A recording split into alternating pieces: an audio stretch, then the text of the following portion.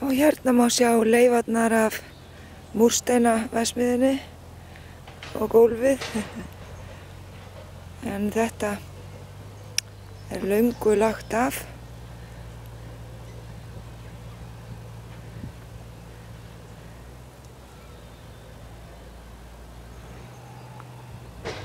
Og sandgryfjan og vatnið þarna fyrir neðan.